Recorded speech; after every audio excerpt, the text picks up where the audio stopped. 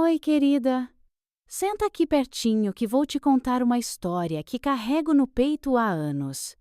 É daquelas que tu talvez nem acredite, mas juro por Deus que é verdade pura. Sabe, a gente não escolhe as pedras no caminho, né, mana? Mas pode escolher como vai passar por elas. Nossa, que falta de educação a minha! Esqueci de me apresentar. Eu sou Dona Clara. Tenho 78 anos hoje. Foi minha filha que me deu um empurrãozinho para contar essa história que guardo com tanto carinho. Ela disse que as coisas eram diferentes naquela época e que a moçada nova precisa entender. Então, bora lá, mesmo que ainda aperte um pouquinho o coração. Tudo começou numa noite de maio de 1958 em São Gonçalo, aqui no Rio de Janeiro. Eu tinha 32 anos e morava numa casinha simples no bairro do Alcântara, bem humilde, sabe? Tinha meus 2 filhos, o Lucas, de 8 anos, e a Ana Clara, de 5. Meu marido, seu Zé, trabalhava na prefeitura, saía de manhãzinha e só voltava à noite. Naquela noite, chovia que Deus mandava, uma chuva daquelas que parece que o céu tá desabando no telhado de zinco. Eu estava mexendo no fogão a lenha, atiçando a brasa para fazer um cafezinho, quando ouvi o portão Ranger. Pensei, é o Lucas, que vive esquecendo de fechar direito esse portão, caramba! Mas não. Era o Zé, todo encharcado, da cabeça aos pés, segurando um embrulhinho que chorava. Clara, é meu filho! Ele disse, entrando e molhando o chão todo. Agora é teu também. Tu vai criar? Meu Deus do céu! O mundo parou ali. As crianças estavam na sala, brincando de peteca com os caroços de manga, e vieram correndo. O Lucas olhou para o pai com aqueles olhos arregalados de menino assustado. A Ana Clara se agarrou na minha saia, dizendo: "Ô neném, mãe", sem nem entender o peso da coisa. O bebê estava molhado, com fome, cheirando a leite azedo e cocô. Eu tremia, não sei se de raiva, de choque ou do frio da chuva. O Zé esticou o embrulho para mim e eu peguei, com os braços tremendo tanto que quase deixei o neném cair. "De quem é esse bebê, Zé?" Perguntei, com a voz engasgada. Passei a noite inteira acordada. O bebê estava encharcado, então troquei as roupinhas molhadas por uma mantinha seca que tinha em casa. Era um menininho magrinho com as costelinhas aparecendo. Limpei ele com água morninha do bule, ainda sem acreditar no que estava acontecendo. Depois preparei um leitinho de vaca que a gente tinha, esquentei numa panelinha e coloquei na mamadeira de vidro que, por sorte, eu guardava de recordação da Ana Clara. O menino mamava um pouco, mas vomitava quase tudo. Dormia um tiquinho. Acordava chorando de novo. As crianças já tinham ido dormir, mas eu fiquei ali, na cadeira de balanço da sala, me virando com o que tinha, olhando para o rostinho dele e pensando: como é que minha vida virou de cabeça para baixo assim, ou do nada? No dia seguinte, o sol nasceu como se nada tivesse acontecido. Para mim, parecia que o mundo tinha mudado de cor. A Ana Clara apareceu, descalça, com a camisolinha ainda amarrotada. Chegou pertinho do bebê, com aquela curiosidade de criança. "Posso pegar, mãe?" "Melhor não, querida", respondi. "Ele é muito pequenininho ainda." O Zé chegou logo depois, desviando o olhar. Tomou um gole de café em pé, rapidinho, e saiu sem dizer nada. Ouvi o portão bater e ele sumiu na rua. "Tá bom, Clara", pensei. "Vai ter que dar um jeitinho agora." O Lucas acordou e perguntou: "Qual é o nome dele, mãe?" Eu nem tinha pensado nisso. O Zé não falou nada. Olhei para o bebê e disse: "João." Era o nome do meu pai que morreu na gripe espanhola quando eu era pequena. "João", repetiu a Ana Clara, fazendo careta. "É nome feio, mãe." "É o nome dele, querida." Cortei, mais brava do que precisava. O dia passou arrastado. Eu sabia que precisava ter coragem para ir na paróquia pedir umas doações para o menino, que chegou com uma mão na frente e outra atrás. O problema era a vizinhança. Todo mundo ia me ver, e eu não sabia o que dizer. Decidi usar o que tinha em casa para o bebê e esperar o Zé voltar para me dar pelo menos uma explicação.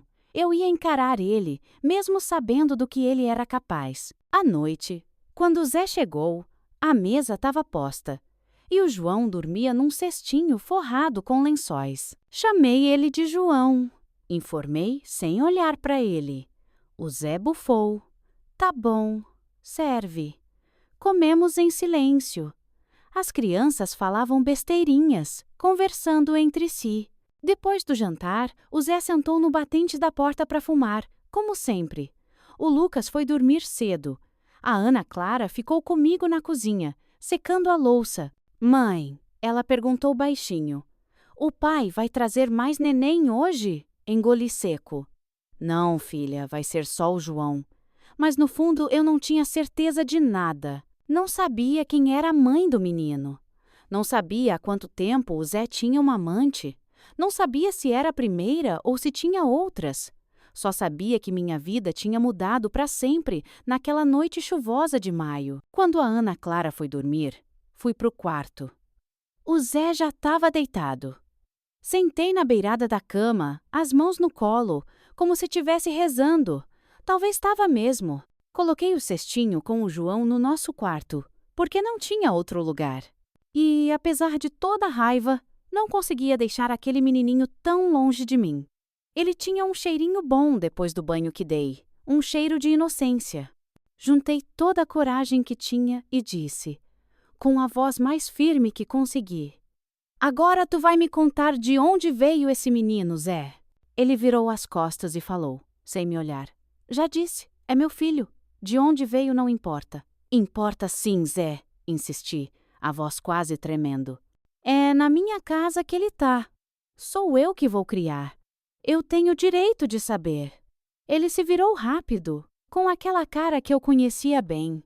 Aquela que vinha antes dos gritos ou dos tapas. Direito? Tu não tem direito de nada, Clara. Respirei fundo. Pensei nos meus tios, na casa onde cresci, nos meus primos que me machucaram tanto quando eu era só uma menina. Pensei no juramento que fiz de nunca mais deixar ninguém me tratar assim. Mas ali estava eu, anos depois, sentindo o mesmo medo, a mesma impotência. A mãe dele não quis? Perguntei quase num sussurro. O Zé riu, um riso seco, sem graça. A mãe dele morreu no parto. Era uma qualquer, não faz diferença. Essas palavras me acertaram como um soco. Uma mulher morreu dando à luz esse menino, e o Zé falava dela como se fosse lixo. Não fala assim. Eu disse as palavras saindo antes que eu pudesse segurar. Ela era a mãe desse menino. Ele sentou na cama, o rosto tão perto que senti o cheiro de cachaça e fumo. Clara, tu é minha mulher. Se eu digo que vai criar, tu vai criar. Fim de papo. Engoli seco, mas não recuei. Tá bom, Zé, mas preciso de roupas para o menino. O que vou dizer para os vizinhos? Ele bufou impaciente. Vai na igreja amanhã, pede doação. E para os fofoqueiros, diz a verdade. É meu filho, e tu vai criar. Se continuar enchendo minha cabeça, te boto um olho roxo. Virou, deixando a ameaça no ar. Fiquei ali, parada, o coração batendo tão forte que parecia que ia pular do peito. Não dormi quase nada naquela noite. O João chorava a cada hora e eu levantava para acalmar. Acho que o leite de vaca estava dando cólica nele. Enquanto o Zé roncava como se nada tivesse acontecido, eu olhava para o bebê e pensava na mãe dele. Será que era verdade que ela morreu? Naquela hora, as lembranças da minha infância vieram como uma enxurrada. A dor antiga apertou a garganta, como uma mão invisível. Meus pais e meu irmãozinho, Dimas, morreram de doença de Chagas quando eu tinha só 3 anos.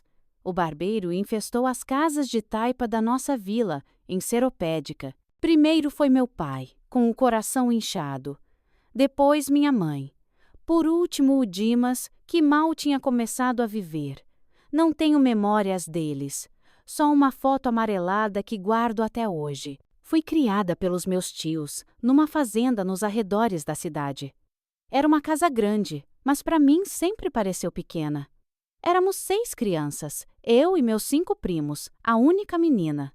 Desde cedo, aprendi que ser mulher ali era servir.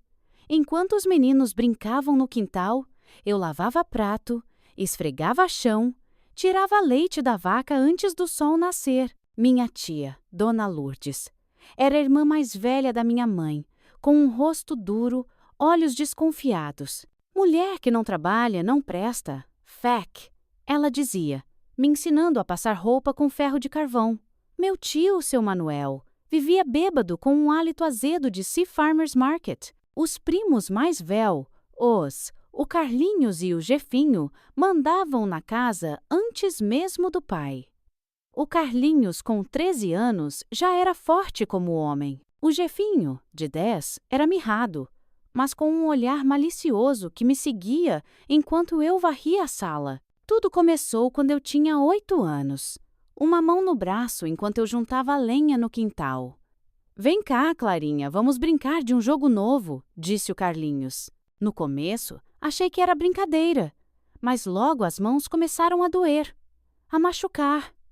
O celeiro virou meu pesadelo, um lugar escuro, cheirando a mato podre. Eles me arrastavam para lá quando a casa ficava quieta, ou para o quarto deles, quando os adultos saíam. É nosso segredo, Clarinha, sussurravam, tapando minha boca. Menina boa não conta segredo.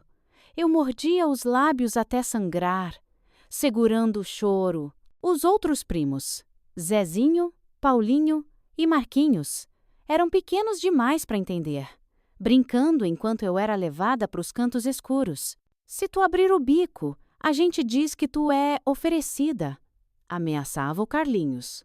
Vão te mandar pro orfanato, e lá tem mais de 10 meninos para cada menina. Tu vai ser passada de mão em mão que nem fruta na feira. O medo me engolia. 10. Meu Deus, eu achava que ali era melhor que um orfanato. O medo faz a gente agradecer até o carrasco, né?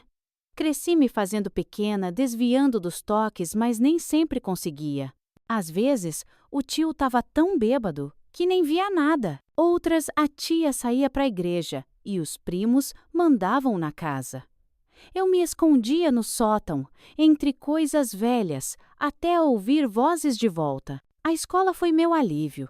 O padre Zé, já velhinho, conseguiu uma salinha na sacristia para ensinar as crianças do bairro.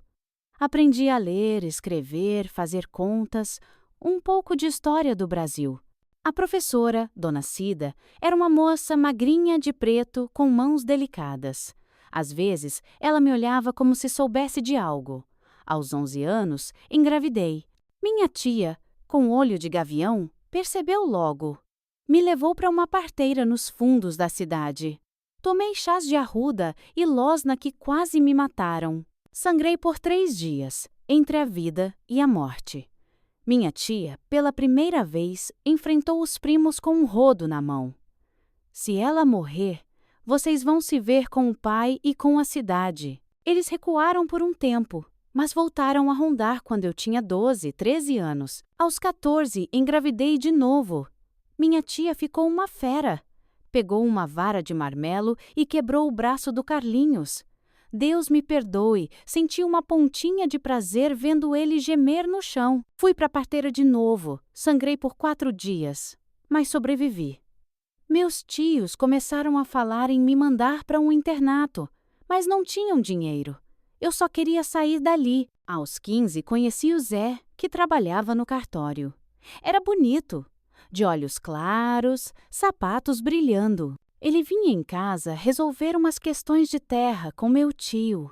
Elogiava minha comida. A sobrinha cozinha que é uma beleza. Pela primeira vez, ouvi um elogio de um homem. Os primos mudaram comigo quando o Zé apareceu. O Carlinhos até disse que me amava, que fugiria comigo. Nojo, o Zé me protegia com sua presença. Aos 16, ele pediu minha mão. Quero te tirar daqui, Clara. Te dar um lar de verdade. Parecia um sonho. Saí de casa com uma trouxa de roupas, um pente quebrado, um chinelo velho e esperança. O casamento foi num domingo chuvoso de setembro, na igrejinha do bairro. O vestido, emprestado pela Dona Cida, era simples. Enquanto o padre falava, eu estava nas nuvens. Mas na primeira noite, o sonho virou pesadelo. Na nossa casinha no Alcântara, o Zé trancou a porta, apagou a luz e começou. De repente, parou, acendeu a luz e arrancou o lençol. Não sangrou, disse, com uma voz que cortava como faca. Tu não era moça? O mundo desabou. Como explicar o que os primos fizeram comigo? Como contar sem morrer de vergonha? Quem tirou o que era meu por direito? Ele gritou, os olhos vermelhos. Antes que eu pudesse falar, levei 2 tapas na cara que ecoaram na minha cabeça. Tá larga que nem calça velha. Ele me acusou de ter me dado para todo mundo. Tentei explicar, chorando, que fui forçada, mas ele não ouviu. Me bateu até cansar, depois me usou com ódio, como se quisesse me destruir. Sangrei por 3 dias, escondendo os panos sujos. O casamento, que era para ser minha salvação, virou uma prisão pior que a casa dos tios. Quando engravidei do Lucas, as coisas mudaram um pouco. O Zé se enchia de orgulho, como se tivesse feito um milagre. Mas à noite, continuava me tratando como lixo. Voltando àquela noite de maio, olhando para o João, pensava na mãe dele. Será que o Zé estava falando a verdade? Minha infância voltou à tona, misturada com a dor daquele momento. No dia seguinte, arrumei o João com uma camisolinha velha da Ana Clara e fui para a igreja. Levei as crianças. Lucas de um lado, Ana Clara do outro, João no colo. Os olhares da vizinhança queimavam. Menti pro padre João. É sobrinho do Zé, filho da irmã dele que morreu no parto, lá no norte. Ele ergueu as sobrancelhas, mas não disse nada. Que caridade, dona Clara, falou, me dando um saco de roupinhas e 2 latas de leite em pó. Seu marido se confessou? Perguntou. Neguei com a cabeça, segurando o choro. Um dia ele vai precisar. E a senhora também. Voltei para casa com as doações, mas o leite de vaca não estava dando certo para o João. Ele chorava, vomitava, ficava roxo de tanto sofrer. Tentei o leite em pó, mas nada adiantava. Ele estava definhando, as costelas aparecendo. Numa noite, com todos dormindo e o Zé no bar, levei o João para o altarzinho de Nossa Senhora no quarto.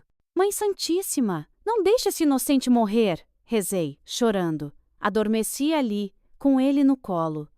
De madrugada, senti uma quentura no peito. Minha camisola estava molhada. De leite! Meus seios secos há anos estavam cheios. Coloquei o João para mamar. E ele pegou o peito com força. Nossa, minha filha, foi um milagre! Um rio quente correu dentro de mim. Ele mamou, dormiu tranquilo, com a barriguinha cheia. Em poucos dias, estava gordinho, com as bochechas rosadas. Se tu acredita em milagres como esse, escreve nos comentários. Nada é impossível para Deus. Lucas 1, 37. Nossa Senhora levou meu pedido a Jesus, e o milagre aconteceu. Se não é católico, respeita minha fé, tá? Conta aí também que milagre tu já viu na tua vida. O povo precisa saber que Deus ainda age. Meses depois, o Zé chegou em casa e me viu na cozinha com o João no colo, mexendo um mingau. — Tu se apegou ao menino? Perguntou. — Ele não tem culpa, respondi. Ele largou de repente.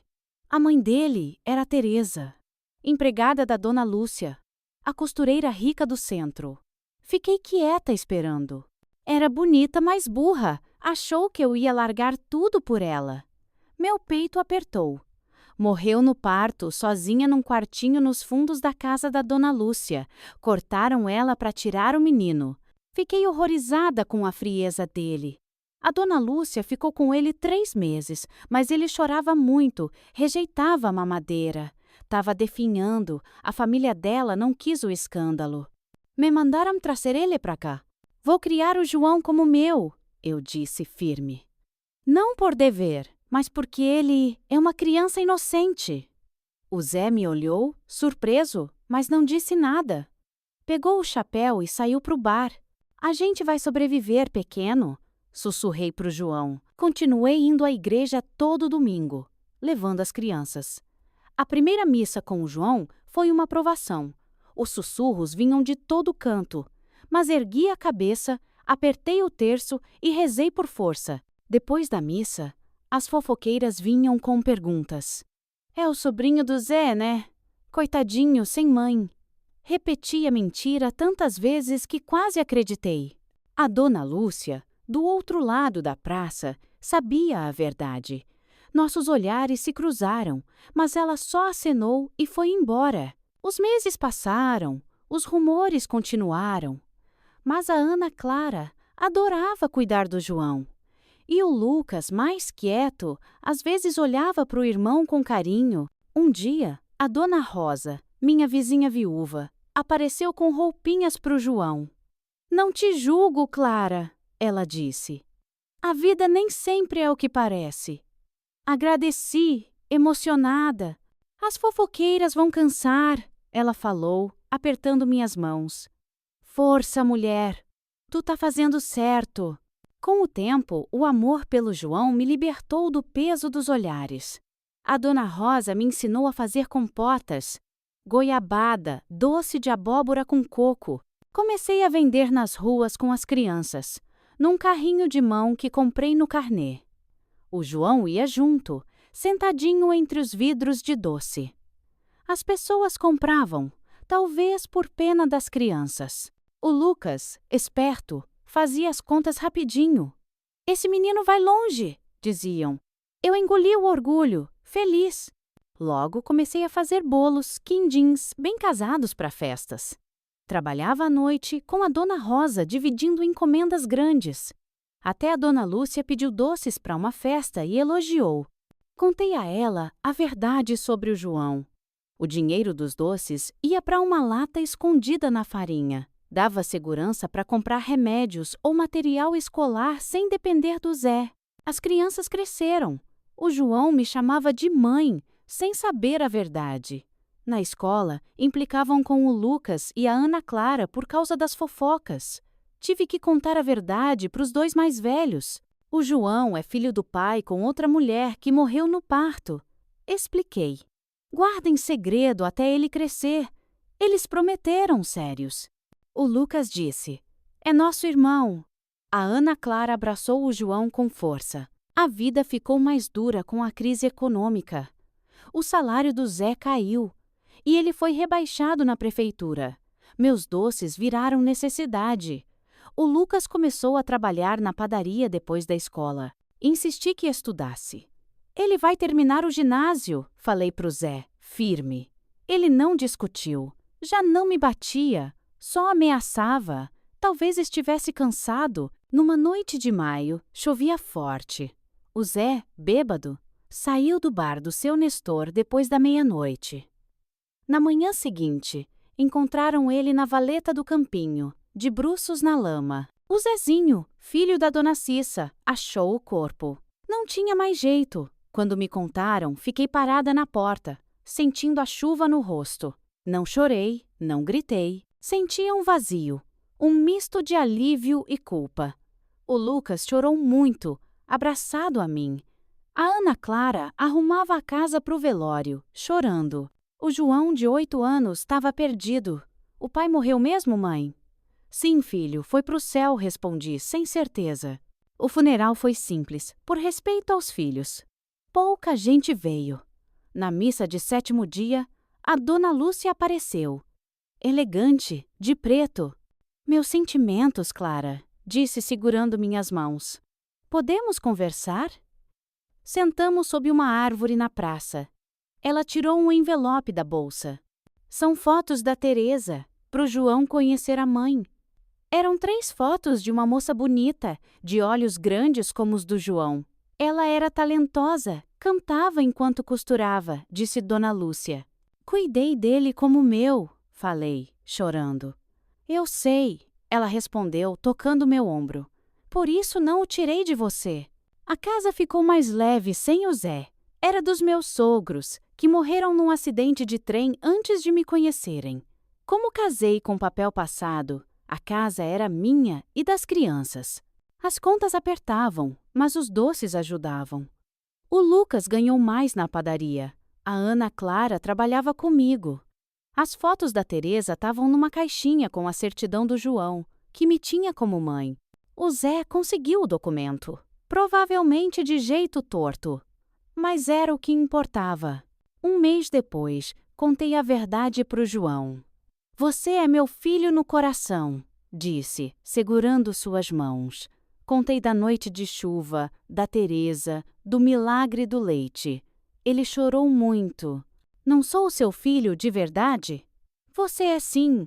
Nasceu no meu coração, respondi. Os irmãos o abraçaram. Somos irmãos, bobão, disse Ana Clara. Mostrei as fotos da Teresa. Ela me queria? Perguntou João. Claro, filho. Ela não teve escolha. Ele quis guardar a foto. Pedi que guardasse o segredo para evitar fofoca. Naquela noite, sentei na porta olhando as estrelas. Tentei fumar um cigarro do Zé, mas tossi e desisti. Pensei na vida, de menina abusada à mãe forte de 3 filhos. O João não foi castigo, foi presente. Me ensinou que família é escolha, é amor. Os anos passaram. O Lucas virou professor, casou com a Mariana, teve 3 filhos, Carlinhos, Tônia e Gabriel. A Ana Clara casou aos 17 com um rapaz de Curitiba. Teve o Átila, meu netinho querido. O João virou eletricista, casou com a Luísa, teve 2 filhas, Teresa em homenagem à mãe e Clara por mim. Aos 32 ele me contou emocionado. A Luísa tá grávida, mãe! Depois de tantas novenas, um milagre. Minha casa vivia cheia aos domingos, com netos correndo e cheiro de doce no ar. Aos 60, segurei meu primeiro bisneto, filho do Carlinhos. Vó, ele te conhece, disse Carlinhos. Almas boas se reconhecem, respondi, sorrindo. Hoje, aos 78, minhas mãos tremem na xícara de cafezinho. Nunca quis outro marido. O medo do Zé ficou em mim como espinha de peixe. Olho para trás. Não foi fácil, querida, mas valeu cada lágrima. Aquela menina assustada virou uma mulher forte, que fez da dor doçura. Meus netos perguntam se mudaria algo. Talvez quisesse mais coragem, mais estudo. Mas mudar o caminho? Não, ele me trouxe aqui. Conto essa história para mostrar de onde viemos. Família é amor que se planta todo dia.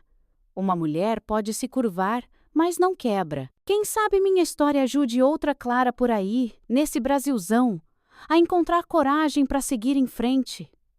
Isso me faria feliz, queridinha. Muito feliz. Não esquece de dar uma olhada no livrinho Sem Chás das Avós para Diversos Males, feito com carinho pelo pessoal do canal. Tem receita de chá para dor de barriga, gripe, insônia, tudo natural, como as vovós faziam. É só clicar no primeiro link fixado no comentário. Que Deus abençoe você e sua família.